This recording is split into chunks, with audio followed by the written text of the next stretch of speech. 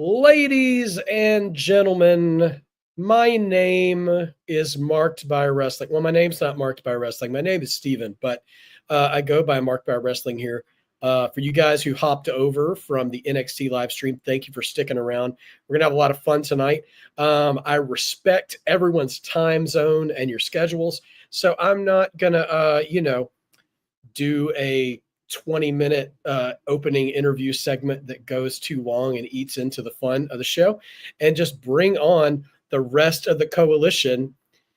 This is the A, this is the B, Wrestling Edition, the coalition. Okay, all right, I'm done. Walking disaster. Yeah, I love it. Let's go. I love it. All right, so we're going to do this right. All right, we have a packed weekend of wrestling action. Saturday night's main event, to be redundant, is this Saturday. And NXT Battleground Sunday night. And honestly, for the best of reasons, Mr. Marked by Wrestling is going to spend his lovely weekend with Mrs. Marked by Wrestling in an undisclosed location. So I won't be able to celebrate wrestling weekend with you guys. So A&B have indulged me to hop on with me tonight, and we're going to go over predictions for the show so I can at least pretend like I spent some of that time with y'all this weekend. So it's the wise decision. It is the right decision. But let's talk some wrestling. A&B, how are you guys doing? We are not bad. I got to tell you, we were in your live earlier today. NXT, as always, sounded like it was gangbusters, just straight up fire. And that's what I'm talking about. It's crazy to me that you got a junior high show that is able to be a banger after banger, week after week. It just blows my mind. And speaking of blown, man, I got to tell you that that Zoe Stark knee situation, man. I've watched a lot of videos of slow motion. Just sad. We're sending our prayers sad to her. Stuff all around. Yeah, absolutely. I hope. I mentioned this in the NXT live. I'm concerned because if I'm not mistaken, she had injured that knee before. Is that right? Was that a re-injury? Okay, or was it the other leg? I think it was the other leg. Okay. I think it was braced. But I'm not 100% sure because I saw a picture that she had it. But the picture could have been flipped. I thought it was the same leg when I watched it last night, and somebody in the chat confirmed it. But I'm not 100% sure. I got to get my channel mascots out of the way. I apologize. No problem. Doing our live. I if get you don't it. mind, if you all will indulge us, we have our most must-see channel mascots in all the land. So let me go ahead and give a quick introduction, and we'll get into it. Here is our original channel mascot. She's a Shih Tzu Terrier of terror, weighing in at 15 pounds. Give it up for the one and only she's like attacking Bone Crusher. And our other channel mascot, she's a golden doodle mix from parts unknown. Give it up for Stella, the storyteller Rose. They need their snacks. Okay, Stella is so polite when Bone Crusher is rushing to get her first snack, but like any other time, she bum rushes. She bum rushes if she's coming to sit with us or whatever. So I think that's so funny. Yeah. It's funny. Yeah. Bone Crusher is older than Stella. She's the big little sister. It's a playful relationship. Mm-hmm. But we digress, sir. The floor is yours. What do you got? Hey, just happy to be here. All right. Well, hey, it's a shared space tonight. We've got the coalition background. My new favorite background, reminiscent of Saturday night's main event, cutting promos before the show starts and everything. B, how are you doing, ma'am? How are you today? Sorry if ma'am is I was raised in the South. That's a sign of respect. That's like calling somebody. I know I'm old. It's okay. I accept it. But yeah, so I'm doing okay. I started physical therapy on the foot today, and so just a little wore out, but always ready to talk wrestling. Toe up from the flow up, but she's looking good tonight. All right. Well, all right. NXT into peak competition discussion. It's just a two hand-in-hand thing. So, all right. So, ladies and gentlemen, Saturday night, we've got Saturday night's main event coming to you from Tampa, Florida, brother. Sorry. All right. that was anyway. I'll say it once and I won't bring it up again. If the man buys Hooters, he needs to remove the John 3:16 shirt. End of story. Although I will be one of those people who said their wings aren't that bad. Not the best, not the worst. Nevertheless, Saturday night's main event. Okay, yeah, like listen, and you know, good food to be found even in the strangest of places. Now we're going to get started for Saturday night's main event, and I am proud to announce too, we do not have all the details worked out, but we will be keeping track officially going forward of coalition predictions. So to be determined later. Maybe I don't know how you guys want to do this. We can have this discussion offline if you think it's more prudent for that. It wouldn't be prudent to talk about it now. Wouldn't be prudent at that juncture. If we should separate the two events, or since it's a whole event weekend, we could compile the prediction records and have a sort of informal coalition prediction champion that could carry that pride into the next PLE. But anyway, we can iron that out as it goes along. We can call it in the ring if we need to, so to speak. Just no baby oil.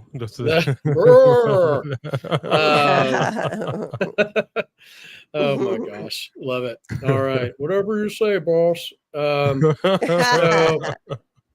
My Andre needs a little work. My Dusty is going great, but my Andre needs some work. All right, we're going to get started now. Actually, before we get into the matches, as of current time, obviously SmackDown is Friday. There may be matches added at the last minute. We don't really know. But as of current press time, we have 1, 2, 3. We have 4 matches scheduled for Saturday night's main event and 0 women. So we're going to do a little round table real quick before we get to the matches. B, you are first in line. If you have any thoughts or feelings or are indifferent to the fact that some of the best women's wrestlers on the planet will not be represented on NBC prime time this weekend. They have no women matches. They will have no woman co-host on this show. It will be the A show. Y'all can't fit women in. I can't fit your PLE in. Oh, it's not a PLE, huh? It's free, but it's still, it's a big show. Saturday, it's only the second one, right? Or is the third? I think it's the second one since the revival. Or is it the third one? Right? The second? I feel like it might be the second or the third. No more than the third. But this is still a big deal. You can't fit one women's match on there. Yeah. That's not okay. We're supposed to be past that. Even in the age of streaming, being on primetime network television is still a big deal. Well, let me ask you this question. You watch NXT. How many female matches were on NXT? Tonight, there were 2, I think, in 2 hours. Not counting interview segments or backstage segments, which there were also multiples of those. So the women were represented on NXT. Would that be a fair statement? I would say in general, NXT does a pretty good 50-50 split between men and women every week, if not more towards the women, to be honest. Yep. Give or take, how long do we expect Saturday night's main event to be? Traditionally, Saturday night's main event runs about 90 minutes because it used to be a replacement for SNL. So I'm guessing it's either going to be 90 minutes or it might be 2 hours. But no more than 2 hours. Yeah. 2 hours, 2 hours, 4 matches right now. I think that's crap. I think that's crap. I think, I'm gonna say this real quick because I know we got a lot to get to. We've championed the women forever, since the beginning of our show, since its inception. And I always go back to, I can hear it, I can see the Total Divas, I can see Stephanie sitting next to Triple H talking to the then Divas, saying you are no longer divas, you are now WWE superstars. There's no reason why you should not be on par with the men. And yet here we are in mid 2025, nothing, like nothing. And I get you've got your big ticket items, and I understand why you want to have them showcased. The card looks fantastic for what it is, but the idea that you couldn't stick at least one female match on there, I think is unacceptable. I don't want to hear excuses about it. I don't want to hear, well, maybe this or it could have been that, or like there's no reason whatsoever. Because I say this constantly, you've got a 2.5 hour Raw, give or take, a 3 hour SmackDown, and yet some way, somehow, every week, a tight ship on Tuesday nights, 2 hours, no overrun, 2 solid hours. And they're able to get it all in. Men, women, backstage segments, film segments, commercial breaks, and the show runs like a, you know what I mean? Like a finely tuned machine. And yet some way, somehow, a tenured company like WWE with the billions and billions of dollars at your disposal in no way, shape, or form is capable of writing a 2 hour, 90-minute, whatever it is, Saturday night's main event and fit one female match on there. I'm not trying to hear it. Yeah, we used to complain because it was a 2-minute match. We don't even get that now. Exactly. Crap. All right, go back to what you're saying, Steven. No, yeah, it's okay. No. And listen, I think all of these thoughts are more than fair right now, too, as it currently stands. I will say, we have SmackDown. I see a few comments going, predicting maybe Becky and Lyra to be there. I'll say if they were going to do that, they would have. I think they would have announced it on Monday. After Lyra came and interfered in the triple threat match. I mean, we had 2 women's triple threat matches on Raw, and we're not getting right. Getting that on Saturday. So I think one of 2 things. If I'm Triple H, or whoever, I'm doing one of 2 things to save face right now. If she can go, because I have no idea what her condition is, that maybe it's unfair of me to call it unexpected, but that overperforming banger that Tiffany and Nia Jax put on last Friday, with Nia getting busted open, I think they could set up something on Friday and run it back one more time on Saturday night's main event and throw a stipulation on it if you need to. And it can end up being a DQ. It can end up building to an angle if they need to. Just give them time and give them time to work. The only other thing I could think of, and I don't know how this would undo the sort of ill will about this, is give an actual intentional in-ring segment to build and announce the next Evolution show. You promote that on NBC, so NBC level viewers see that there's going to be an all-women's show, and I think you have to announce what your main event for that show is going to be in that segment too.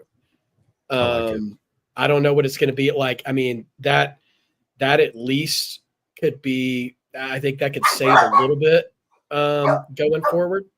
But right now, if they just pretend like it didn't happen, they're really shooting themselves in the foot with that hugely excellent. I don't know. Sound like Trump. It's hugely excellent. It's just it's hugely excellent. It's the worst English I'm speaking right now. But it's the best women's division. English.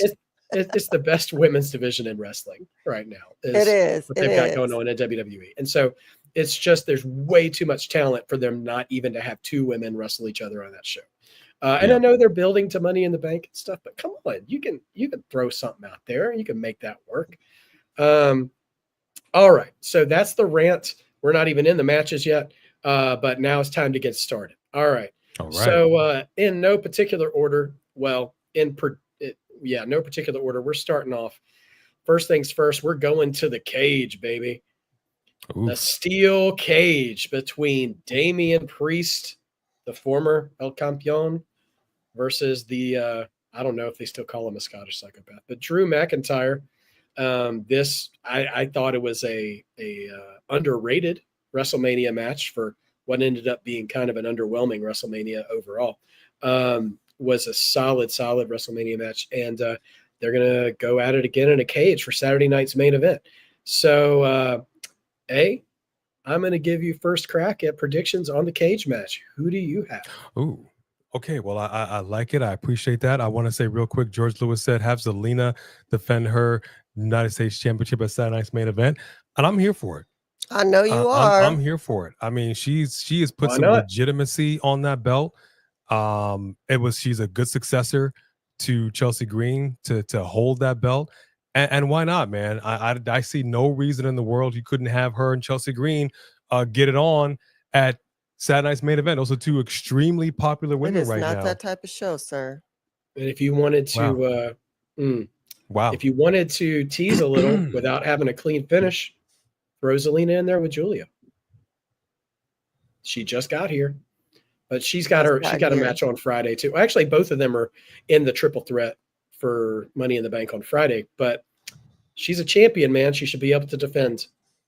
Nick Aldis can make it official, but we'll see what we'll see. Anything is possible. But to get back to this prediction, my prediction is simply this: what did he say? Ruthless aggression is what I expect in this match. I expect absolute brutality. Both of these men cut fantastic promos, which has me to believe that it is going to get a little rough in that ring. I don't know if we're going to get some color on NBC. I don't know. I think I'm sorry. With Cena, no way. No. We're talking about Damian Priest and Drew McIntyre cage match Saturday Night's Main Event. Well, you said ruthless aggression, so then you got me confused. I'm sorry. Yeah, I was saying I expect that in this match. Okay, I was like, wait, who? She's I thought we switched. Today. Yeah. I would love to get a little color in this match. I don't think that's going to happen. Here's what I do want. I want to see them, and I said this last time, I want to see them lean into the scary. I understand that it's NBC, it's not Peacock, although Peacock is NBC, I get it. But I understand you've got like sponsors. Like you can only do so much. Okay. I get it. I understand it. What I'm saying is I want them to lean into the scary a little bit, and I want them to get a little dirt up under the fingernails. It's a cage match. I expect it to be a little rough. If I see a regular old match where they're taking it easy on each other, they're kind of lightly throwing themselves into the cage, I'm going to be really bent out of shape. My prediction is Damian Priest all day for the win. I think it's going to be a fantastic match. And I think that Damian Priest at this point actually needs it. He needs to get this win because Drew McIntyre has that last win on him. And it was a good match. It was a good match, but we got to even this up a little bit. I cannot see Damian Priest going down in this match. It wouldn't make any sense in the long run for his character because you got to even stuff out a bit. And you're saying like, this is going to be it. Like this is it. This is the finals. There is no tomorrow. There is no tomorrow. There is no tomorrow. What's the matter with him? Don't LeBron in this situation. Okay? Do what you got to do. All right. So Damian Priest. Confused. I yield my time. Yeah, all right. Okay. Well, I will go next in this roundtable. We will rotate who goes first through every match. So just get your price. Absolutely. Okay. So I'll take second on here. All those arguments are so valid, and I'm still picking Drew. I don't know why. Like, there's something about me in non-title Drew McIntyre matches. I can't pick against him. I don't know that I don't know that it's fair to Priest per se either, because everything you say is right. Like, if Priest drops to Drew, like, where's he go? Does he go back to Raw? And so we don't know if there's a draft or not. They keep rumoring it, but I don't know. Does he go back to Raw and get sucked into the Judgment Day vortex again? Like, I mean, what happens there, But Drew, I'm just so worried about him getting forgotten and losing this feud. I'm worried about that happening. But I will say this. No, I don't think there will be blood in this match either, which is kind of disappointing because, I mean, prime time NBC, you're probably not going to see bleeding happening. But two very unbloody Saturday night's main event cage matches have taken place in Saturday night's main event history. There was the famed Hogan-Orndorff cage match from '86, which was really good, and the Hogan Boss Man match, which really overperformed as well, which we'll say all the things we need to say about Mr. Balea. But Hulk Hogan did a superplex of that big man off the top of a cage, which was game-changing for that time.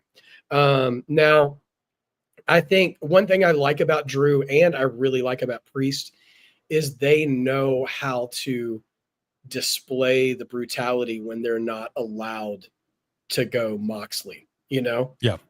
They still make things hurt. And so like the finish of that street fight at Mania, when he did that Claymore into the wedged chair in the corner was really simple.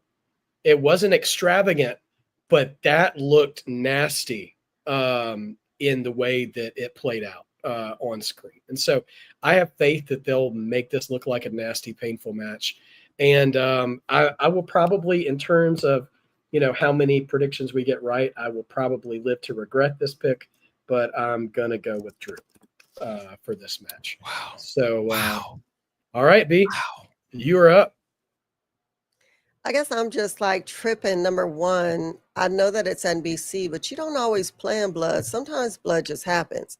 That's true. And to act like Drew and Damian are not going to have a crazy banger of a match inside of a steel cage. You are talking about Drew. Think about his back and Sheamus's back every time they was going at it. How brutal he will get. He is a heavy hitter. And so is Damian Priest. And Damian Priest, that street fight he had with Bad Bunny was fire. Damian Priest is not scared to take a hit, and he knows Drew's not. They are going to give us a banger. And both of them know that they need to showcase themselves because both of them are in the same situation where they need their wins because they're not really getting titles right now. Yeah, you know what? That's true. But I personally think, and call me crazy, chat. You're let me crazy. know. I personally think, from what I've seen, Drew McIntyre is better at creating drama with somebody than Damian Priest is. When Damian Priest was in the Judgment Day, that was different. By himself, he's more reactionary instead of, proactively starting to mess with somebody. So that's why I'm like, he needs the momentum in order to get into something else versus Drew will just move on to somebody else. I think they should have gave him a valet. They should have let what's her name be his valet. They were so funny together instead of letting her go. What's her name? What's her little name? Kaden. Yeah. But Priest is my pick. Of course. It's okay. Damien, of course. Okay. I gotta say, a Damien doll. I gotta say, Priest seems to thrive off of people underestimating him in the ring, like his world title reign. Those matches with Gunther. Whenever it was go time in the bell rings, like he channels his inner Drew, his inner Sheamus, his inner Gunther, and he lays it in. So blood or no blood, I do believe you, B. If we get blood, it's going to be unintentional, much like the Brett and Austin WrestleMania 13 blood was unintentional. And it could happen. Or like Naya's blood, which was most definitely unintentional, but it happened fast. So, yeah. All right. Well, I've got those locked in, and they will be recorded. So that's match one. So we're rocking and rolling. All right, next match. There's 2 shows to get through. So next match, it's one of the A stories in WWE right now. We've got a tag team match between the Not Dangerous Alliance 2.0, Seth Rollins, with or without his belt going commando and skinny jeans, and Braun Breaker against CM Punk and Sami Zayn, who may or may not be hanging out with Palpatine off screen. We don't know what path he's on right now. So, all right. So we got a heck of a tag team match with 4 massively over performers. And I get to go first on this one, which I don't know what I was thinking because I have no clue how this one's going to go for sure. It absolutely can go either way. The old school part of me is thinking like, oh, you know what? Send the crowd home happy kind of thing. And, because it's NBC and Saturday night's main event, the good guys win. But at the same time, as a faction, as a pairing, whatever we're calling them, Seth and Braun just got started. And it's a big stage. And I know there is a certain OTC who has not re-entered the chat yet, who is definitely going to be a part of what's going on eventually. Right. And the big dog only takes on big opponents. And so I think Seth and Braun got to take this one because you got to keep building that monster for this whole story to escalate. Yep. So put me down for Heyman's boys for this one. Heyman's And boys. I like that. All right. Heyman's boys. Yeah. And B, you are up next. You know, I'm writing down. I decided I should write down our answer so we'll know because we never remember who we went for. I agree with you. They're just too new of a faction, and they ruined the what did we call them, the Almighty Prophets, and had them losing way too soon, and they weren't able to recover from that. So if you want this to be something that's really dominant and scary, they've got to be winning. The Shield didn't lose for like, I don't even know how long, but I felt like no one was ever going to beat the Shield. And then I felt like no one was ever going to beat the Wyatts, because that's what you do when you're building a credible faction, is that they're unbeatable. And when they seem like you might be able to beat them, you bring another member in to make sure they don't lose. So they can't lose if they're going to build this to a strong faction. Okay.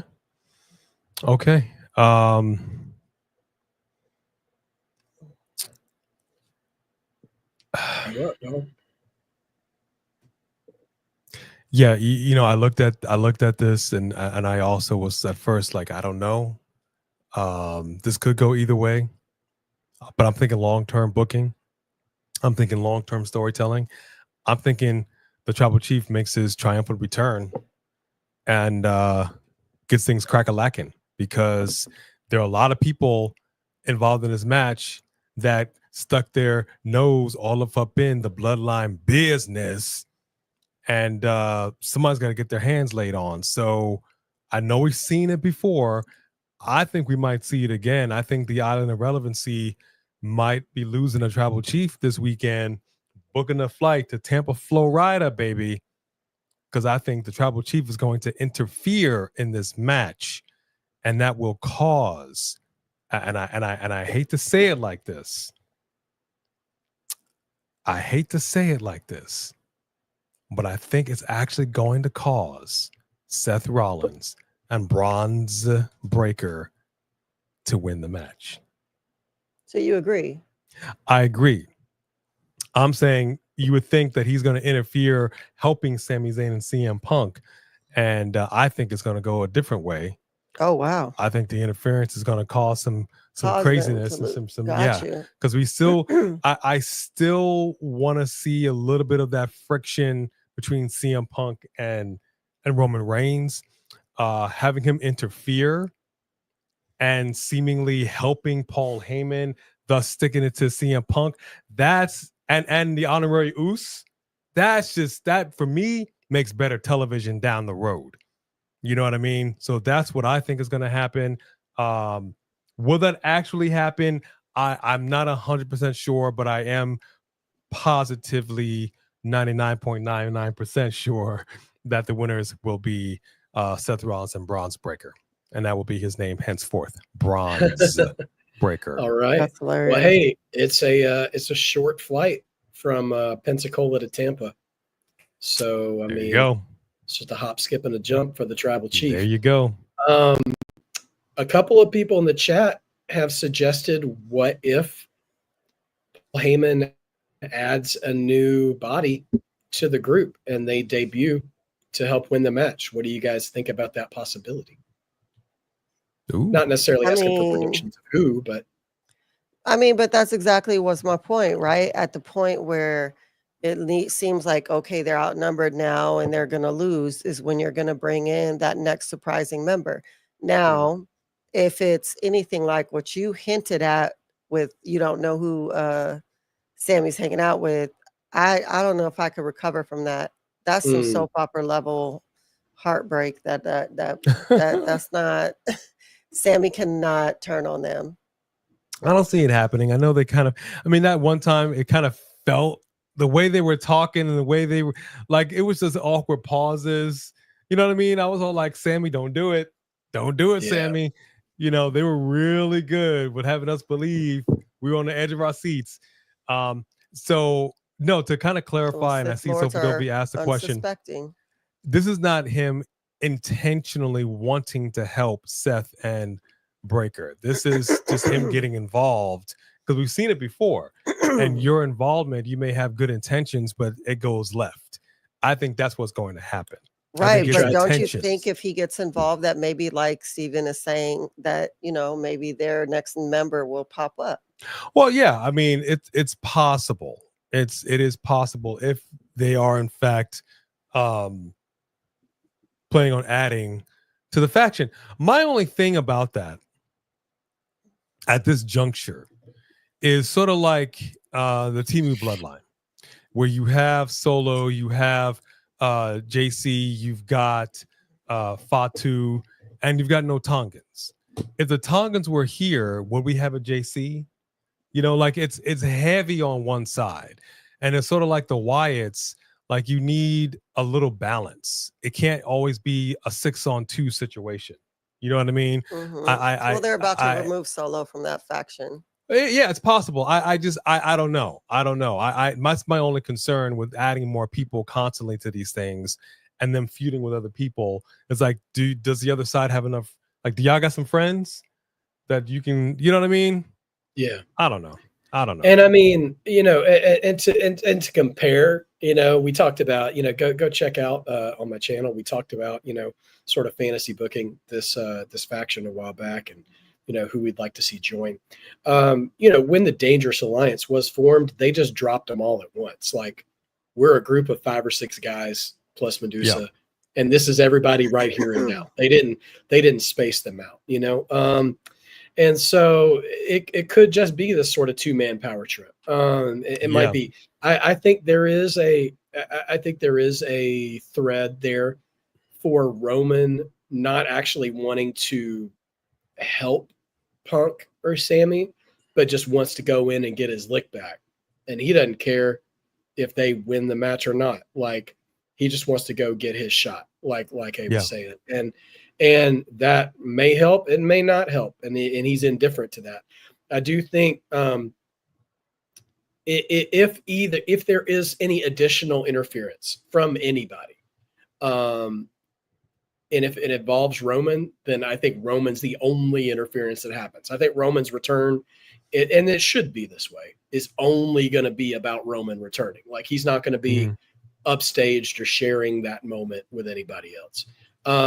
You know, I could fantasy book some other ideas, but to be honest, I think there are some really cool options you could put in there, but I don't think there's anybody who would currently be effective enough in how they've been presented on TV to immediately join that group. Like, the only person even in the company that would work like that, and it wouldn't make any sense. Like, the only person that's on that level right now to me would be like a Jacob Fatu, who's totally doing his own thing right now, and it's completely out of the question. You know, I would love if they had been handling him right for it to be a Karrion Kross type situation, but that ain't happening. Although I'm still holding out hope that he could be that guy, just maybe on the mid card, and I think that could still work. But just get the man on TV. You're selling his t-shirts like gangbusters. Anyway, all right. So we are all in agreement, not necessarily in agreement on how it's going to happen, but what's going to happen, and that's all at the end of the night. So the rest of it, we just lock in for the ride. So speaking of locking in for the ride, will our hearts be broken? Will wrestling be ruined? Will Travis Scott make another unwanted, unasked for appearance? Will we? I'm not even going to say his name because we know he ain't showing up. But nevertheless, Cena versus R-Truth. If I'm not mistaken, this is not a title match. Non-title match. If I'm not, this is a non-title match, which believe I that is think correct. actually I'll save my words because it's not my turn. Because B gets to go first. Let's hear it. R-Truth versus John Cena. I don't understand why it's a non-title match. If it's a non-title match, and you better give Truth the win, because other than that, for what do you have him fighting for? He's not even good enough to get an option to fight the champion for the championship. I don't understand the disrespect. So the only way I'm okay with that is if they let R-Truth pull out the victory, because it's not a title match, and that was their way of giving him the win. Okay, so is that a call for Truth? Is that a call for Truth? Yes, that is a call for Truth. A clean win. 1, 2, 3. Yeah. What? Okay. She's gonna cheat. It's Truth. Winning doesn't necessarily mean cheating. You get counted out. Disqualification. That's true. I don't know. You're asking me to do too much. You do all that part. Don't worry. The only thing we write down is who's going to win. Don't worry about it. All right, A. Let's hear it. This one hurts a little bit. This one hurts. Last night's main event, they played it safe, and they didn't do anything unexpected. As far as the wins went. This one hurts a little bit because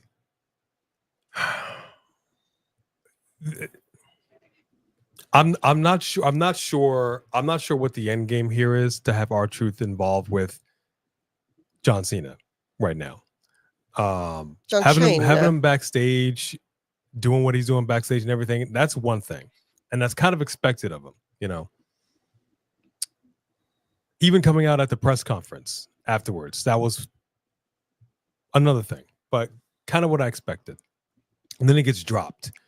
And we didn't love that. So John Cena, R-Truth takes the pin. He'll be fine. Because it's not like R-Truth right now. The fact that, how do I say this? R-Truth is R-Truth. He's just kind of here doing whatever R-Truth does.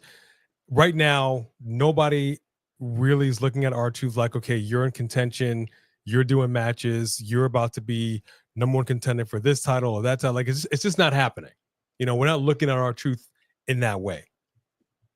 We're just looking at R-Truth as doing whatever R-Truth is doing. So I don't know ultimately what this match is supposed to prove for either one of these guys. I don't know what it's supposed to be. If this was for the title, I'd be a little more invested. And to be perfectly frank, I would love for him to actually beat him for the title. And then he just gets it right back. R-Truth don't need this, but for a minute. This is one instance where a guy can have a title for a week, lose it, and I'm okay. Just to give him that accolade. But I just don't know ultimately what this match is for if it's not for a title. So I would love for John Cena to lose, but I'm actually thinking that John Cena is going to win. Wow. Okay. I think he's going to win. I think he's probably going to wrestling to be ruined. Mark it down. Yeah, in some way, shape, or form, he's going to do something, because it's R-Truth he's got this great comedy shtick that we all enjoy watching, and it's fine. He's been doing it for a long time, and even John Cena during the press conference, he kind of laughed, when he was talking, and it seemed like he was trying to stay in real mean character, and R-Truth kind of broke him a little bit. And I appreciated that, like watching Saturday Night Live and seeing during a sketch, like you see somebody break when it's just too funny. But then it got serious, of course. Things like, okay, wait, I'm going to go back in here. That was uncalled for. Then he dropped him through the table. Fantastic. It doesn't make any sense to me for R-Truth to actually beat him 1, 2, 3, unless they intend to have him face him for the title at some point in the not so distant future. If they don't have any intentions on doing that, it doesn't make any sense for him to win. So I'm going John Cena. Okay. All right. What do you think, Steven? What do you think? I'm torn. I got to tell you, I'm torn. So, on the one hand, I think this match is non-title because it's more about the journey of Cena than it is about the title. Mhm. And you have to ask yourself as a fan, and I don't mean this to be funny. I am actually, I'm serious when I say this. You have to ask yourself, how good of an actor do I think John Cena really is? Hmm. Because at the end of the Randy Orton match, before the press conference, the show stayed on the air. And if your heel champion is out there, but they did this at the end of WrestleMania too. They are keeping the show on the air to let Cena exit the arena or exit the open space where the ring is and stuff, where the crowd is. And in St. Louis, I think St. Louis behaved better than Vegas did in the heel face alignment. And I think Randy being the opponent really helped with that. Yep. But once that match was over, the crowd basically acted like the lights went on in the movie theater and the show was over. And I appreciate them waiting until then, to be honest, to start chanting, "Thank you, Cena." Because St. Louis knew it was the last time they were going to see him. And he is, I mean, he's riding this out, you know. This is what's, you know, this is his last ride. At least what he keeps telling us, right? It better be. Oh, he absolutely better be, because he can't go like he used to, and I don't want another year of this. But I will tolerate everything they throw at us from now until December. I've made peace with how WrestleMania went, but you know, whatever. Yeah. So I'm here as long as he holds up his end of the bargain. Now, Cena seemed visually affected by that chant. Was that the real John Cena having a moment with the fans and trying to hide it? Or was that the I'm ruining wrestling John Cena starting to crumble a little bit and thinking, do I really want to ruin wrestling because they actually still love me? Well, let me ask a quick question before you finish, because I gotta ask, what exactly is he doing that's ruining wrestling at this moment in time? I was just thinking that. Oh, Thank it's you. This is like the vision thing. What's your vision? What's other really than ruining? other than having bad matches, I don't know. But like, well, that's not it's new. yeah, right, exactly. It's not anything. Yeah, no, that's the entire like mythos, the entire MO from I won't spend any time talking about Rock, but that is the starting point. From I Want Your Soul up until now has been stupid. And honestly, it being John Cena's last ride sells it enough. So thankfully, there's still something to hold on to, knowing it's the last time we're seeing Cena, that it doesn't matter as much that it's bad. I think it'll be a little bit of a leave the memories alone situation. I think when Cena's finally done and we talk about Cena for years to come, we won't be talking about this last year. We'll be talking about all the stuff that we actually did love him for. I mean, some people will. I probably won't, though. I'll probably go back to the U.S. title open challenge guy, the one night stand show with Rob Van Dam, the feud with Edge, all the stuff that he really showed out, going for an hour with HBK on Raw, all that other stuff. Now this though, I would like to believe that just maybe Cena and them are like, you know what, this heel thing isn't cracking like we thought it was. We can take our time, but maybe we can turn it back around before I'm done. And take slow burn back into the babyface. And R-Truth, for all the fun we have with Truth and everything. By the way, fantastic interview with Chris Van Vliet up now with Truth. He's told some stories and stuff, some fantastic things, as only he can do. He did something I really wanted to see, and his interview last night on Raw. I think it was last night, or was it a week before? I don't remember anymore. I've been sick for 2 weeks. So he dropped the bit for a second. And it started off sounding like he was being delusional. R-Truth would be like, oh, no, that guy, that's not the real John Cena. The real John Cena is hustle, loyalty, and respect. And in his own way, looked at whoever it was, Wade Barrett, or who I can't remember who it was who interviewed him, but said, I think John's just forgotten who he really is, and I need to beat some sense into it. Yep. So Truth wants to beat him back into a babyface. And I don't think that will happen on Saturday, but I do think he'll win. And I think that ball will continue to roll.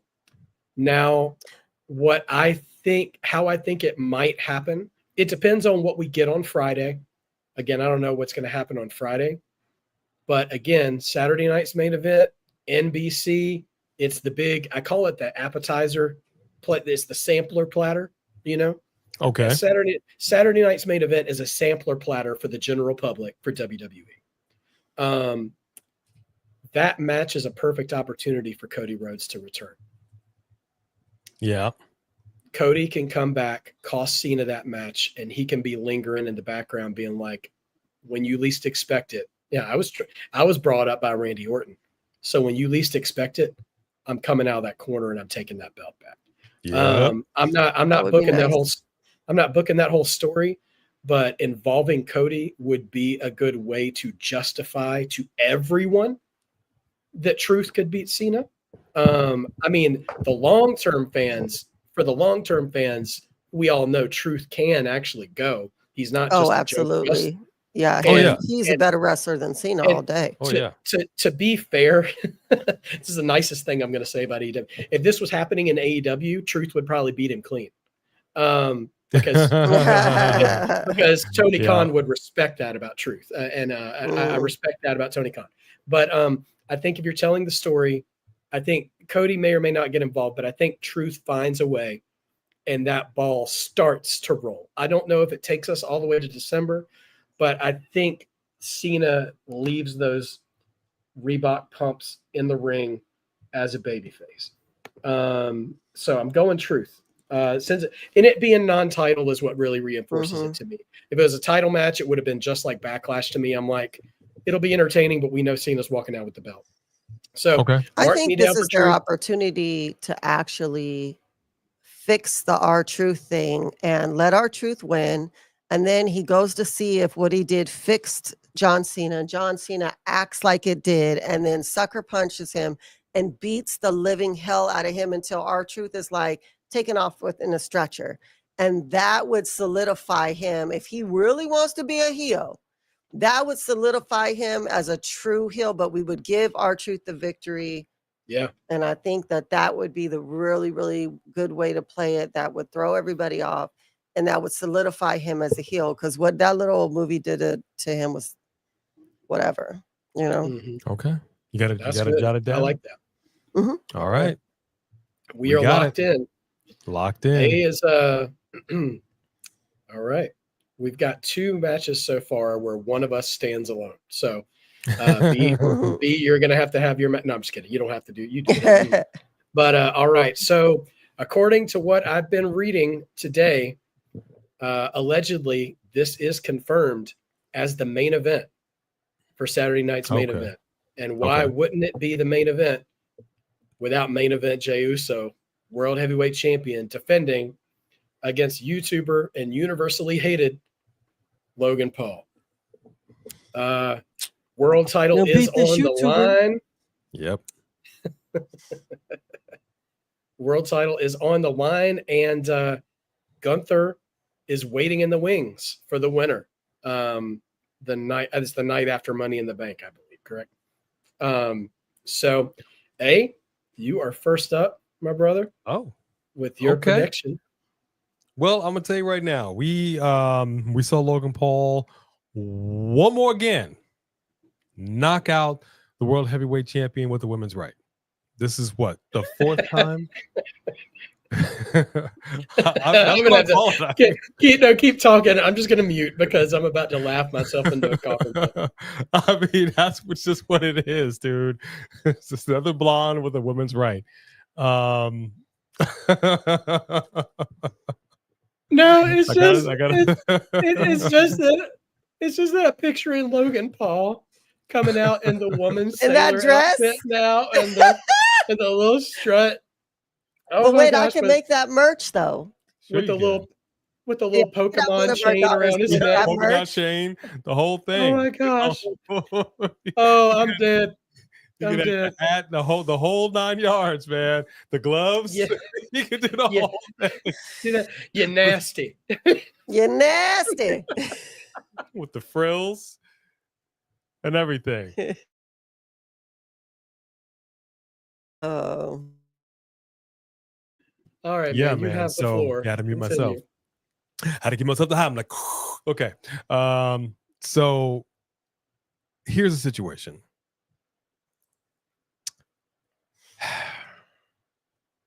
Jay's got to win this match.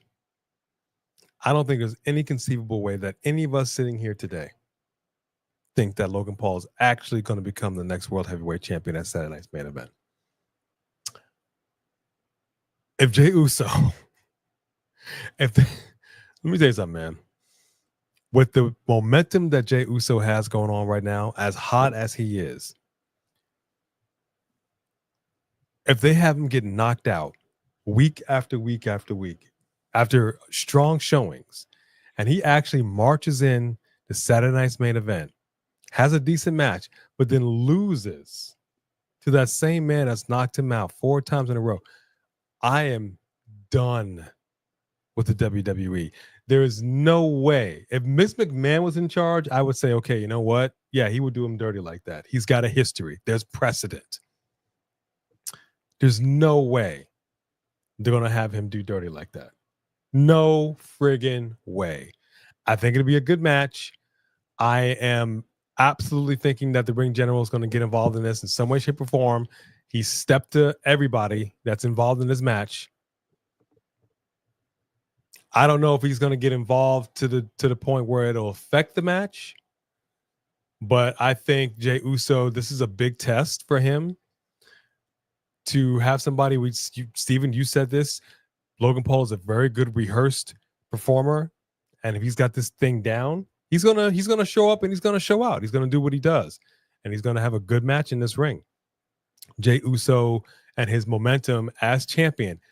It absolutely has to be him putting him down in the dirt and getting that dub. Jay Uso all day. All day. You know, To this I'm day. looking at the comments and people think you'll lose your mind if Jay loses. I'll walk off the set. Don't kid yourself. Yeah. She's already Get not the- showing up. There's already no women's matches. There will be no B. It's all going to be all the A show until she shows up later on. I don't know. But Get the reaction. I will walk off the set. There will shots be ready. a no-show. I promise you. If y'all saw me lose my mind when he lost the Intercontinental Championship, you ain't seen nothing yet. And he lost that to a Steiner. Not even Logan Paul. Which, on that note, if I may, rotate over to my prediction. Yeah, there's a lot of familiarity in the build of this match, like it was for Gunther. Jay just continually getting got until match time. And I gotta say, I actually am really into they teased this with Cody before WrestleMania, but I think Jay is doing it far better than Cody could, is portraying the champion who is beset upon all sides by people targeting on his back. And you really believe, because of the kind of performer Jay is, and we've seen his rise, and we've seen him as an underdog. And yeah, his wrestling is a little dirty. It's a little unrefined.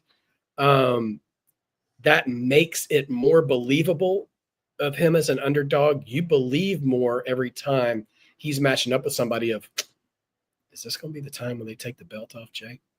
Yeah. Like, I mean, could it happen? And don't get me wrong, chat, everybody, mark it down. Tuesday, May 20th, 8:22 p.m. Pacific time.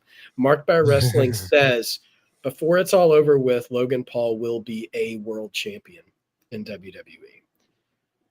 I believe it. Before it's all over with, but that you mean his run, not I the don't. show, I right? don't mean Saturday night's main event. No. I don't mean this Okay, match per se. okay. I'm just talking about Logan Paul's In run in general. Oh, I WWE agree. in general. I Yeah, agree. whether you like it or you don't like it, he's just got too much of what everybody of what makes a I hate even to say it, of what makes a perfect wrestling heel. Like he's one of the last few heels that people actually hate. Yeah. He needs some work on his promos because I mean he can live off of just being hateable for a while, Yeah. but he still needs to grow in both his promos and being an actual whatever. But I'm getting a little further away from the actual match, but he's got way too many of the tools and marketability to not be a champ for it not to be a champion at least once. Mhm. So it is what it is. Nevertheless, it ain't happening Saturday. Jay's winning this match. I believe that Jay is going to hold that belt probably until Rollins. I think that's probably what we're getting at some point. Maybe SummerSlam. Although we don't know who's winning Money in the Bank yet, it could also be something like that. But I think Jay is going to keep carrying the cross of that title on his back. I see what you did there. And TikTok. No, so no, but I think he's doing a great job in that, and I think he's going to continue to do that. He's going to shine, and I mean, again, it's the sampler platter of WWE. That entrance is going to be lit. People are going to love seeing Jay on prime time. It's going to be so good, and yeah, I think he will deliver. And then we'll see what's next. I will say, I forget which one of you mentioned. I think you might have mentioned Gunther possibly getting involved. I don't think it would be a wise decision, but personally, I'd be entertained if Gunther, on pure principle, interferes on Jay's behalf, because in reaching in for comment afterwards, he goes, "The world champion should be a wrestler." Yeah. Imagine because that. like his whole thing, because I mean, dude, his promo against Logan last night was fantastic. Like, just be like, Yep. why don't you go ask the commentary table how I feel about guys who aren't wrestlers? I'm like, bro, come on. So anyway, yeah, Gunther will get his shot, obviously, but yeah, I'm here for Jay. Mark me down for Jay. I think it's All right. it's simple enough for this match, but Logan's time will come for one of these titles one of these days, and I hope it's the world title, and I hope he doesn't soil the lineage of the WWE title. But Yeah. I don't even want to put that into the universe. But all right, B, thank you for your patience on that one. Hit us with your prediction. Oh, agreed. I mean, like you said, everything there was to say. So did you. Yeet. Okay. All right. No LP on this one. All right.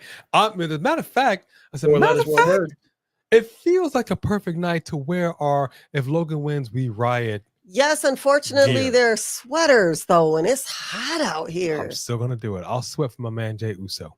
Maybe we should cut the arms off of it. Never. Wear it for the one match. Never. Or you could just turn it, make the AC really cold in here for that match, the last hour. You be in here freezing. Turn it on. Never. All right. Well, that does it for Saturday night's main event.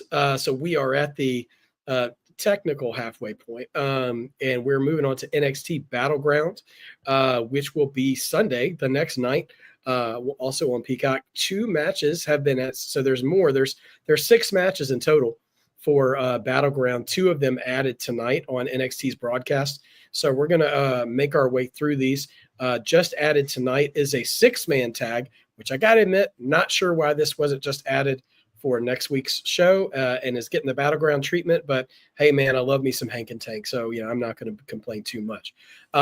So just added tonight a 6-man tag between Josh Briggs, who is missing his bromance friend Inamura, who has gone back to Japan, and Hank and Tank taking on Sean Spears and the Culling. I'm going first on this one, and real simple. I got to say, I don't think the Culling.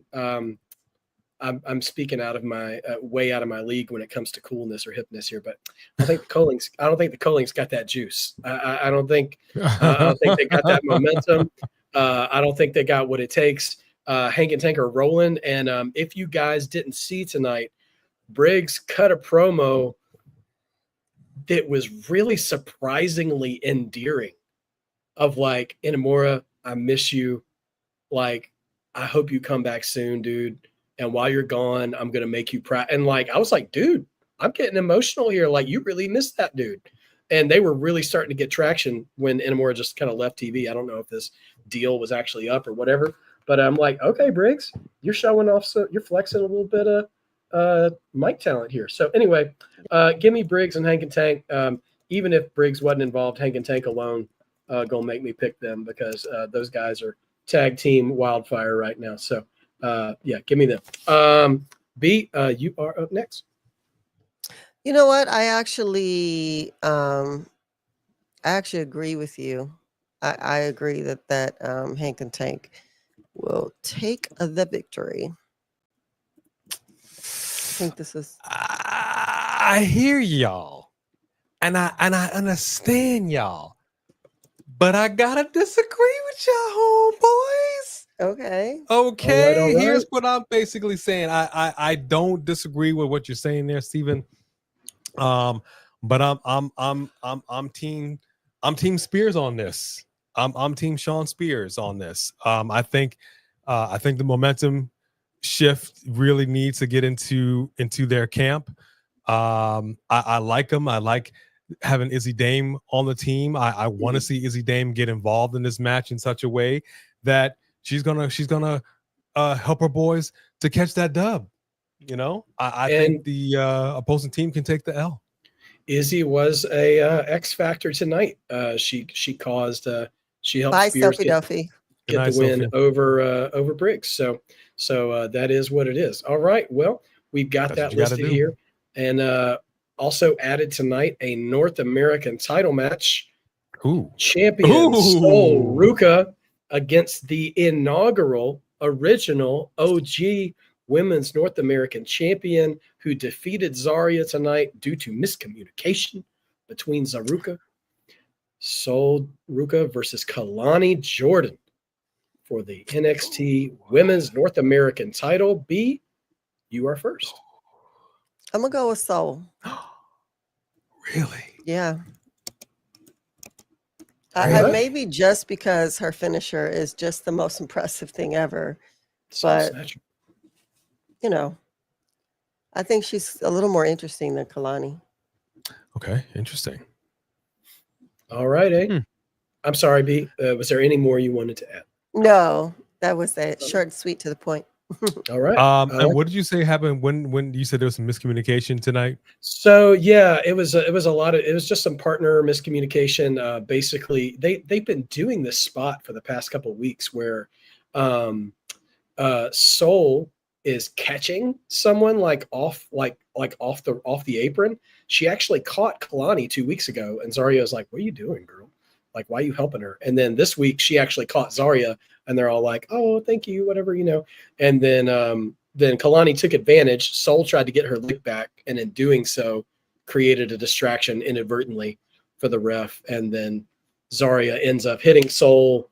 Zarya's like, "Oh no, what did I do?" Roll up, 1, 2, 3. Okay, so Sol actually lost tonight. No, Zarya lost. Sol Zarya was on the right. Okay. Yeah. Sol has not been involved. Yeah. And then there you go. And Sol just got this belt like not that long ago, but I'm not mistaken. Stand and deliver. Yeah, the ladder match. Right. Yeah. I have no issues with either one of these ladies. You know, I'm a big fan of Sol Ruka. Her finisher is the scariest finisher I think I've ever seen. Aside from Coco Beware's Ghostbuster, that always frightened me when the way he would drop people on their head. I just every time I saw it, I'm like, I I was Jim Ross before Jim Ross was Jim You were like, Ross. what? I'm like, he has got to be dead. He has got to be broken in half. Exactly. Like it frightened me as a youngster. See, there you go. There you go. We got to get you the bird. Pile driver. We got to get you the bird. Yeah. So Sol Ruka's finisher I want the bird. is, it's hard to come up with a finisher that is cool, that's original, that really gets somebody's attention. And some way, somehow, Sol Ruka figured it out. Like she did it. And it is great. And especially for somebody that's not even a seasoned wrestler. Like she didn't grow up wanting to do this. She got into it. Right. And she's done well. But I gotta tell you, I think this miscommunication is going to come into play. I think this is going to cause some issues. I think former champ is going to become new champ. And I'm going for Kalani Jordan on this. Okay. I feel I see the cracks, the breaks in the foundation of that team that is Sol and Zarya. And it's about to be an Andrea's fault type situation with her dropping that title at Battleground. All right. Locked it in. Just wrapping this one up. I am torn because I do think we're on a road where Zaruka is going to have a heartbreaking separation as a team. They've played a lot of emotion into their relationship over the past couple of months, in their bonds and stuff. And I could definitely see a Zarya heel turn because she's a monster. I mean, she's a monster, and the only thing keeping her back from holding her back from being a full monster is being a babyface. But if Sol Ruka's dropping that title, I don't know that she's dropping it back to Kalani because it's a deep division, and Kalani's already had a go with that belt. And I could just see her dropping it to somebody else, unless they're using Kalani as a transitional champion to, say, Miss Parker or somebody else. I don't know. But I'm talking myself out of my own prediction, so I need to just stop. I do think that breakup is coming. It might even be at Battleground, but I don't think it's going to result in Sol dropping the title. So put me down for Sol Ruka, the Soul Snatcher. We might even get a post-match heel turn, and it's Sol and Zarya for the title at the next show. I mean, that's possible. That would hurt my feelings if it's just like all of a sudden out of the blue. But let me ask you this question. Who would you rather see? Would you rather see Miss Parker and Sol or Kehlani and Jada Parker for the title? Oh, Kehlani and Jada Parker. Yeah. So like if Kehlani, so I'll say this, like if Sol drops the title, then I think they might prep her to move up to the world title scene eventually. Maybe not right away, but she's got the finisher. She's got the look. She's got the crowd behind her. I'm not saying she's next up next week, but I think they got their eye on her for bigger and better things. And I feel like this run right now is kind of, churning the water on that to make sure it works right. And just watching tonight, there's so many talented, unbelted ladies in NXT that any of them could be champion. And I think Miss Parker is at the top of the list of uncrowned ladies champions on that show right now. I mean, you can make an argument for Jordan Grace too, but Miss Parker's put in more work since she's been there longer. So I'm giving it to Miss Parker. But we'll see what happens. All right. 4 matches left. The family.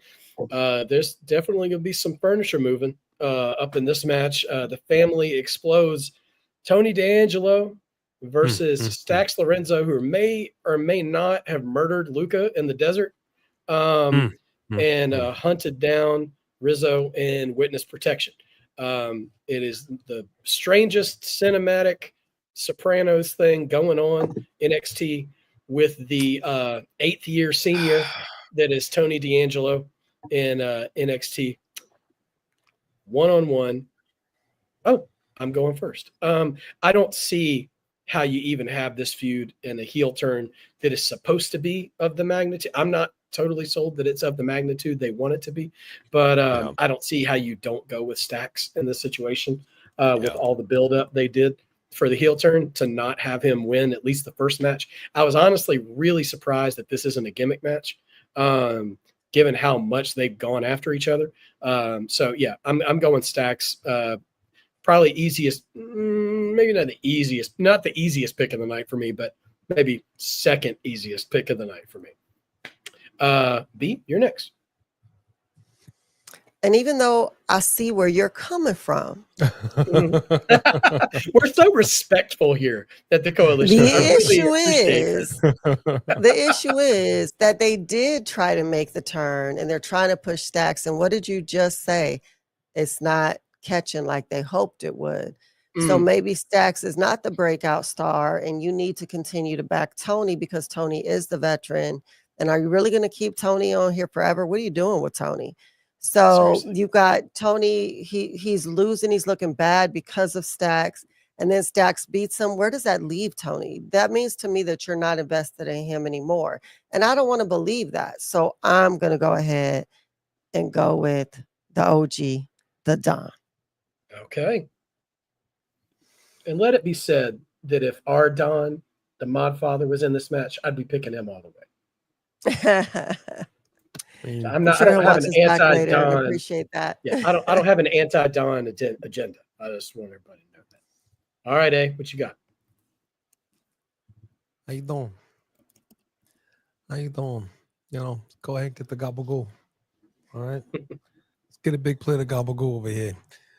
Let me tell you something here, okay? Staguza. Here's how it's gonna go down. I hate to see Familia clash, okay? It breaks my heart that the family, and they're always breaking up these doggone factions. It breaks my heart. With that said, Tony D can absolutely take the L. He's a little more seasoned right now. He's the bigger player, and it would be nice if the the OG puts down the young pup, but I think the young pup needs that momentum push. I think he needs that shift.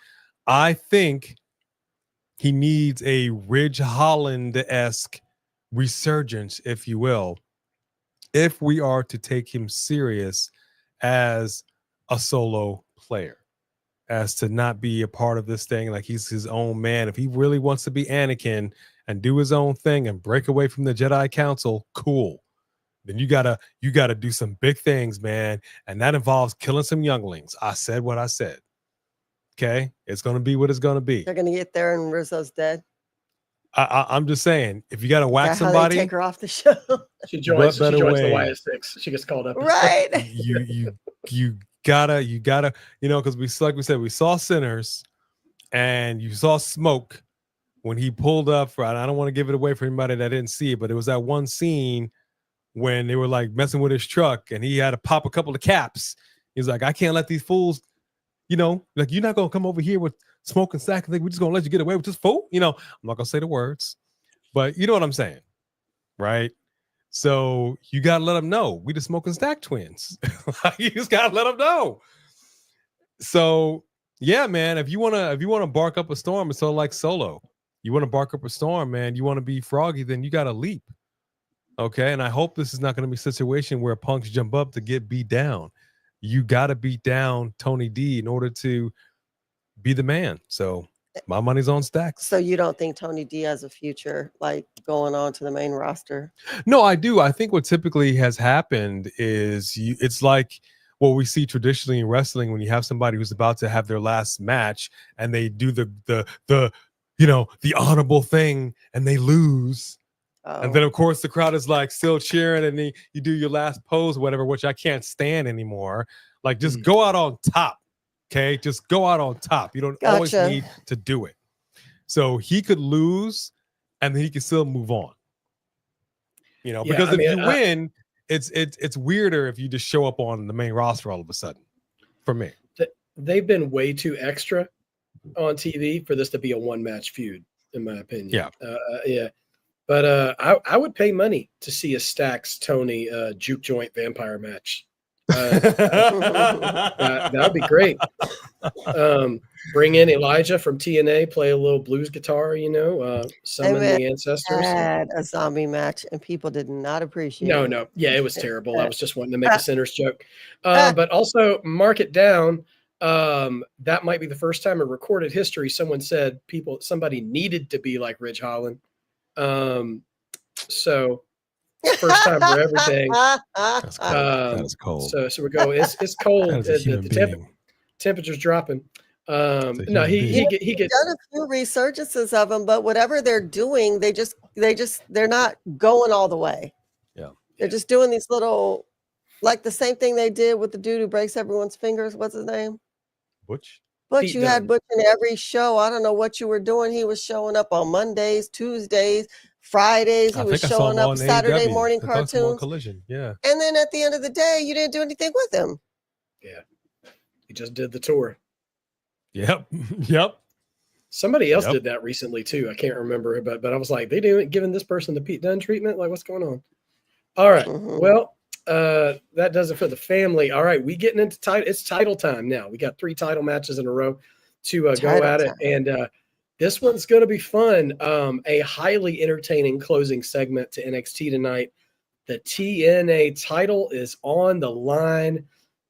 Joe Hendry, maybe the best pure songwriting wrestler in wrestling outside of Jimmy Hart, versus Trick Williams, who got his knee El Kabonged tonight with a guitar to close the show. A little disrespectful to Elias, but go ahead. Oh, no. Well, I go back and watch the live. I made a distinction between the Rock's rock concerts, Elias, and Joe Hendry. I think Elias is the best guitar player, but I think Joe Hendry is a better singer. Anyway, nevertheless, Joe Hendry and Trick Williams TNA title. Who you got? You know what? Joe Hendry had this amazing showing at WrestleMania, and we all had this. We're so happy for him. He was just lucky to be there. We need to move on from that, and we need to put some respect on his name. He needs to keep his title. Okay. I know that you want to see titles go across brands and everything, but I don't think Joe Hendry is the example of that.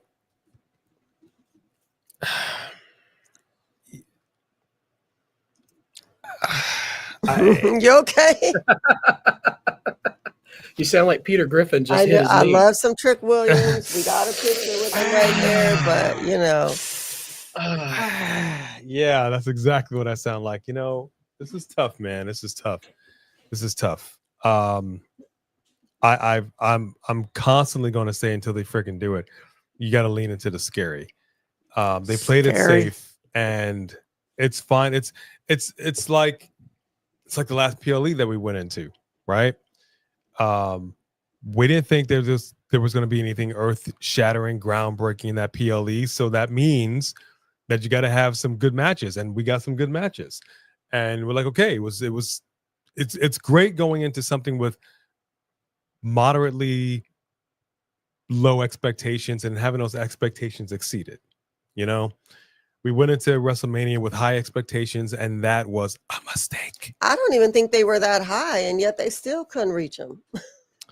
So what I'm basically getting at here is you've come this far, and you got to go all the way at some point, sooner or later. Otherwise, what's the point?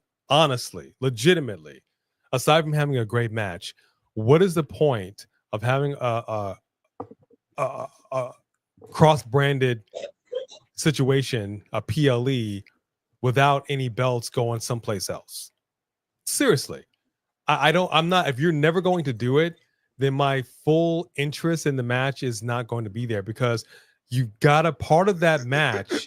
You have to believe the possibility that this belt could really change hands, and I really want to see it change hands. I don't know if it's going to change hands at this particular PLE. I'm this is really tough. I'm going to go with Joe Hendry. I'm going to play it safe because I think they're going to play it safe. But if I'm going to be a gambling man, which I'm not, but if I'm going to be a gambling man, Trick Williams wins the belt. Because you've got a situation. You guys aren't. This is a partnership now. We're not ending this anytime soon. Get Trick over there. Have Joe come over here. Like, really lean into the scary and just do it. Like, what are we afraid of? Well, they have been having them on TNA. Yeah. Yeah. So I'm like, what are we afraid of? Why not just do it? Pull the trigger. Have this man drop the title of Trick. You can get it back. Come on. We all know these titles aren't going to stay over the other brands forever. It's not going to happen. Mm-hmm. But you really gotta get people talking. You gotta get people shocked. You gotta give us some moments other than just, oh, that was a really great match. Mm-hmm. But there's no title. If every time the two brands face each other for a title and those titles never change hands, why do I care? Right. As much as I could, if those titles, in fact, there's precedent that they change hands. There you go. There you go. Okay. I'm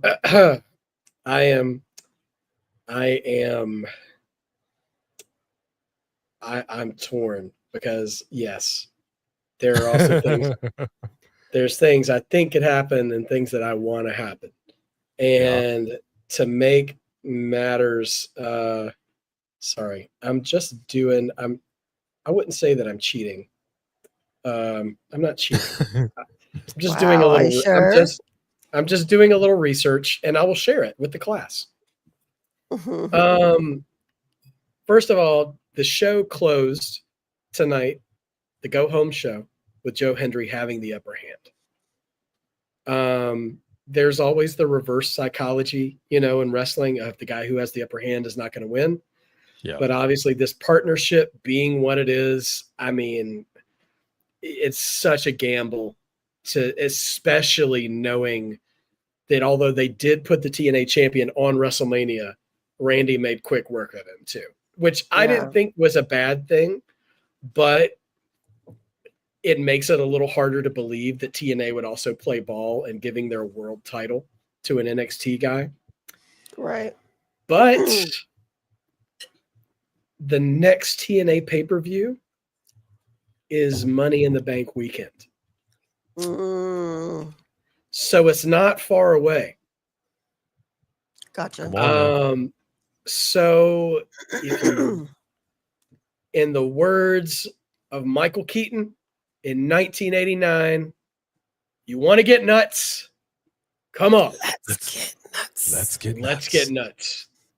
Also, statistically, I'm set to break even on our predictions for our for Battleground at least. So I'm going to get wild and I'm going to throw caution to the wind and I'm going to pick Trick. I think Trick could get a short reign, could drop it right back at Slammiversary, which is on June 6th. I think that's the day after. I think it's the Sunday. So Worlds Collide is on Saturday morning. Money in the Bank's on Saturday night. Slammiversary's on Sunday. And he can drop it right back to Joe. Or if they want to move, one of these days, Joe's contract is coming up and he's showing up on WWE immediately. For sure. That's totally what this partnership is about, by the way, I believe. It's not about Joe Hendry, but about identifying WWE ready stars and being like, okay, I'll take that one. I'll take that one. Right. And it's like the college football. It totally is. It's scouting. It's just wish fulfillment. I want to see that. I'm with you, I just want to see that happen. I just want to see that happen. And Trick has done all he really needs to do in NXT. And I think this would be a nice break for him to do something that he hasn't done without being like rushed to the main roster right away. And he could come back. I don't know. He could do maybe one more feud in NXT and then move on. I mean, because I think he's ready for the main roster, but I wonder if the main roster is ready for him. And what I mean by that is there a ready-made story or a ready-made spot for him to occupy? Because there are some dudes and dudettes in NXT who are ready, but I don't know that the main roster is ready to utilize them well. And so I think this would be an excellent utilization of him over in TNA, even temporarily, before he's ready to come up. But yeah, so I don't know, man. Just going to go wild on it. We're going to whoop that trick at least for a couple weeks. You know, and I got to tell you, I agree with what you're saying. And we talked about this several times when we would see, they're not doing so much now, but when we would see those NXT stars show up on the main shows in the audience, and that was it. Like, there was no interaction. There was no nothing. It blew my mind that you had Trick Williams and Carmelo Hayes on the same show, the same night, and no interaction, no backstage, something. I said it was very simple, something so simple. Yeah, would have went so far. You could have had Trick coming out of Nick Aldis's office backstage. You've got Carmelo trying to come in there and want to talk to him, and they have that moment, you know. And I'm telling you, that would have given chills. That would have done so much for both of those men, and they just didn't do it. They didn't lean into something so simple. A lot of these people, even people in this chat, when we first were getting into this, did not watch NXT. They just, they just don't. So you've got these stars over here, and like, who are these people? Like, you had a situation where you had Lash Legend, Jakara Jackson. You had Roxanne Perez mixing it up on some matches on the main roster to warm them up, a soft open, if you will, not just in the audience. So yeah, they're not planning on moving him to the main roster. Plenty of room over here on TNA. Who wouldn't want to see Trick Williams, an NXT star, rocking this title? Maybe he bumps elbows with Moose. I don't know. The possibilities are endless. And I'm saying both of these companies need to go ahead, put their big boy pants on, and lean into the storm, lean into the scary, and let's just do the dang thing. Come on now. Absolutely. All right. Well, 2 matches left, and we're going to let the ladies shine in the main event. So we're moving on to the men's NXT title match. The ruler, Obafemi of the Jabari tribe, versus unexpected challenger, battle royal winner, hard of hearing but not hard of heart, Miles Bourne. And I forget who goes first. Hey, you're up first. Man, I'm going to tell you right now, my heart's with Miles Bourne on this. Love this kid. Look, he's got a situation where he's hard of hearing. He's made something out of himself.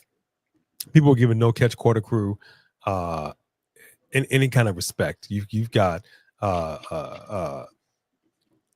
talented people on that crew.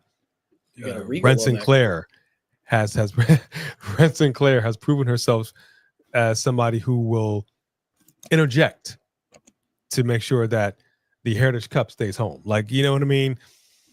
So I feel that way about the Coalition Cup. Yeah. Fair enough. But here's the situation. This is one of those matches where I'm just expecting a good match. I'm hoping it's not going to be a one-sided butt cooking like JR used to say. Obafemi all day. No question about it. I would love to see some shenanigans with the No Quarter Catch crew getting involved in some way. I don't think the only people that would really do anything would be Ren. I'd love to see it. I love the fact that this kid's getting this opportunity. This is a big deal. Obafemi he's sort of fatued himself into lore of NXT in such a way. You know what I mean? Like you said, of the Jabari tribe. Like he's somehow made himself bigger than. And that's no easy feat. The only person I think that like I look and be like, yeah, she'd probably win is Stephanie. Yeah. So I like seeing people who on paper you would say, okay, again, K-Fab umbrella, but on paper you would say, okay, this is not somebody that could really take it to Obafemi, and yet they take it to Obafemi. And so you see Obafemi really kind of, some points in the match, he's struggling a little bit. He's breathing a little hard. He's like, okay, this was no easy way. You know what I mean?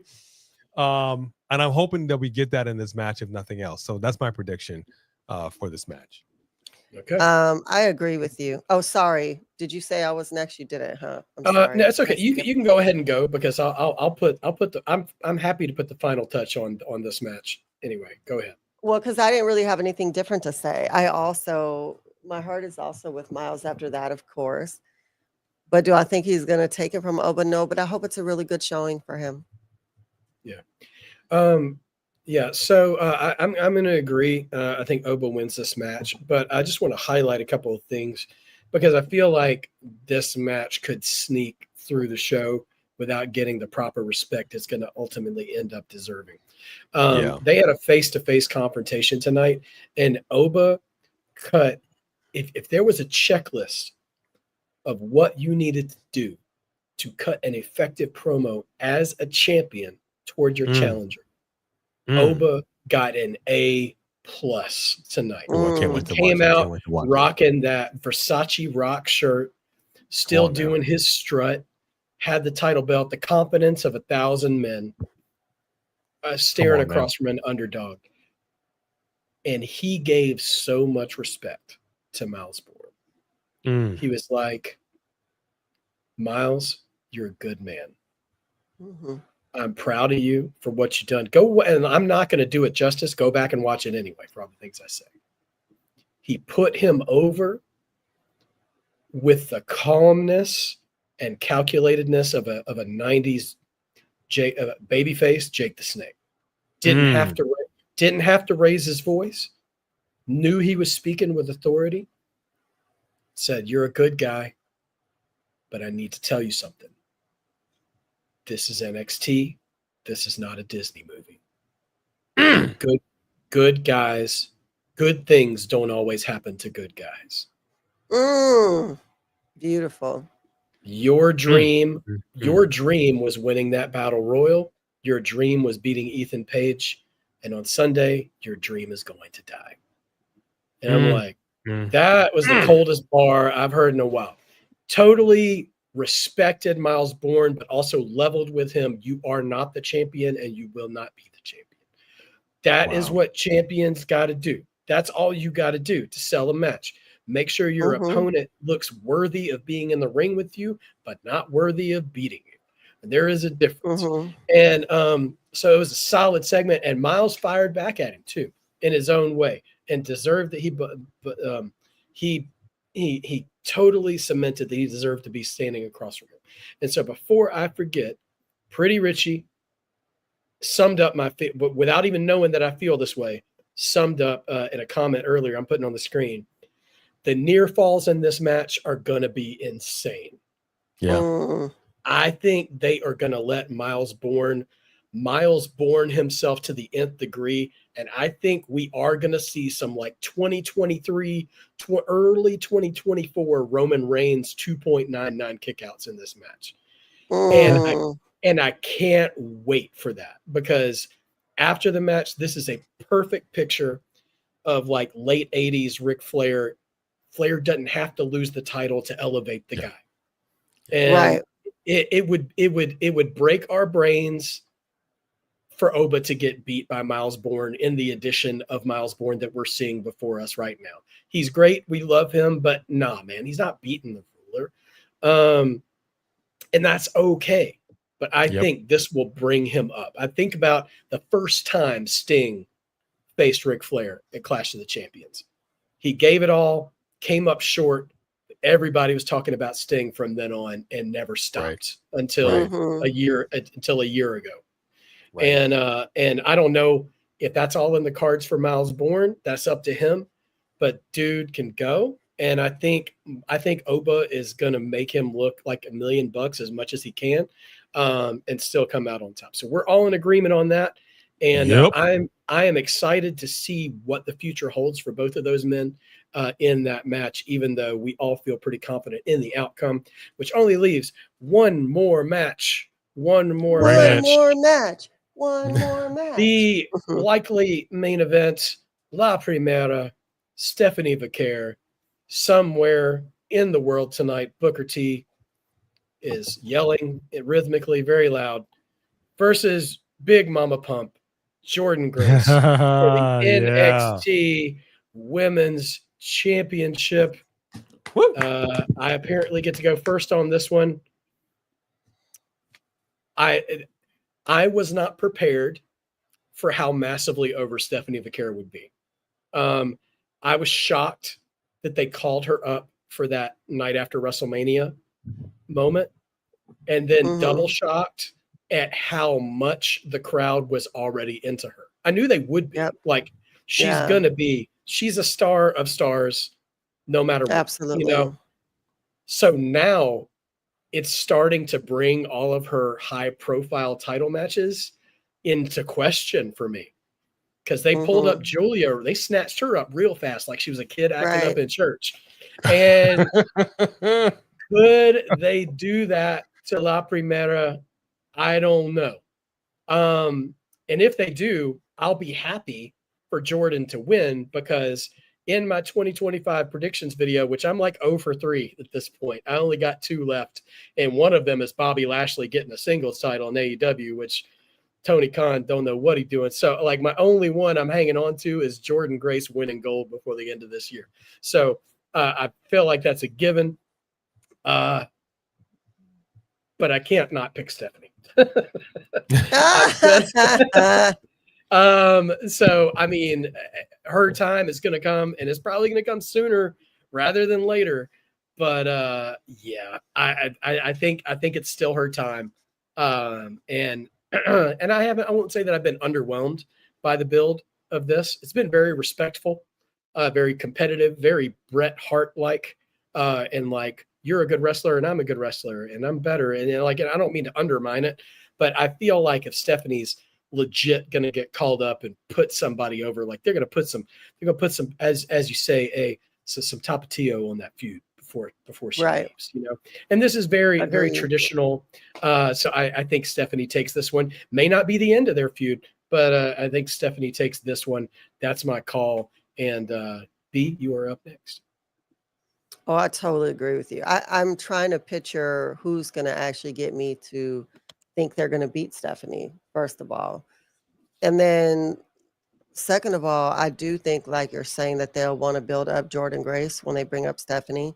I know that Stephanie has expressed the fact that she wanted to stay in NXT for a while, that she wasn't in a rush to get to the main roster. So maybe they're just going to wait for the exact right time.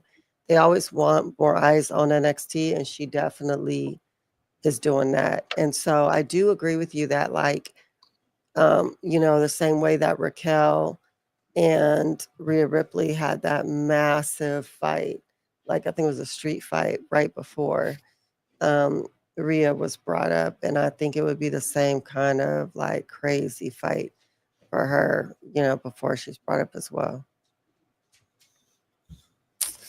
Look, dog. So you're picking Stephanie, B, just to be sure?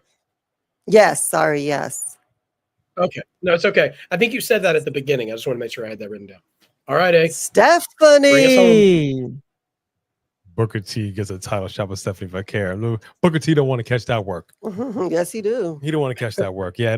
Well, yeah, he does. That's the problem. I like it, man. Yeah. That devil's kiss, man. Calm down, Booker T. Calm down. Look. Let's make no bones. Let's make no mistakes. Okay, do not confuse the situation. We got two big dogs in here. All right, and they both want to get that bone, that being the NXT Women's Championship. But there can only be one. Jordan Grace, former champion herself, from once she came. I know she wants to get some NXT gold, and I have no doubt that she will get NXT gold. But it's not going to be at Battleground, and it's not going to be at the expense of Stephanie Vaquera, at least not right now. La Primera will not be denied at this juncture. Her popularity is too hot. It's too fire. My concern, like I have said countless times, is that you get these people over here from NXT, you pluck them, you put them on the main roster, and then it's just like, I don't know. We got to figure this out. I'm liking what we're doing with Julie. I like the hair. I like the attitude. I like the tude. All right. Let's keep her going. Let's keep it going. Let's keep that momentum going, and let's get her involved in some stuff. Mhm. We gotta keep your. It's literally got to be all gas, no brakes. Not what I mean when you get him on the main roster. Get in where you And fit you in. saw what happened when she showed up on the main roster. Stephanie Vaquer, this crowd was like, "Oh crap!" And that is, do you know how rare that is when somebody coming from NXT?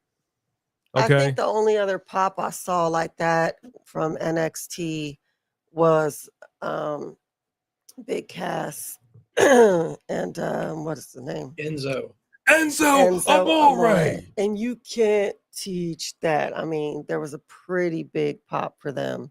People Yeah. loved it. But other than Those people are I already ready. still don't even think it was as big as Stephanie's. That was a crazy pop. I mean, let's think about this for a second. You get Stephanie and Rhea Ripley in a match together. Oh, Think about that. Think about that. Take my money, please. I will pay the $40,000 for that seat. Please take my money. $40,000. Are you front row? Actually, we're in the nosebleed. I think you probably have to fight a lot of lonely dudes for those tickets because that's to be a pretty cheeked up match the way both of those ladies come to the ring. Yeah, that would be a little much. That would be a little much. But legitimately getting back to this match here, I think it's going to be a good match. Stephanie is clearly a fighting champion. Jordan Grace, she's got that core strength, the big mama pump, like you said. She is no easy win in that ring, and she can get a little feisty. She can get a little scrappy. Let's not kid ourselves. I love to see her. She's like 5'0". She's just about an inch taller than Zelina Vega, but she is scrappy, and she's got, you know what I mean? She's got that strength. But this is not the time for her to get the title from Stephanie. It just isn't. It's not. It doesn't feel right. It doesn't feel like it's the right time. And I think it's fine. I think Jordan can take that L. She can move on, and it's just a question of, you know, what's next for Stephanie Vaquer. She's still got some time here. I wouldn't mind somebody from over in the TNA world coming over here and hollering at her, trying to do something. But I mean, the landscape in NXT is happening. I think if somebody was going to get that title off her, I got to be honest with you, it could potentially be Jada Parker. I think that'd be a fantastic matchup. You know, I know we're looking at the North American title for her, which would be fine, but I don't know, man. Right now, Stephanie, she's in her bag. Like you say, she's in her bag right now.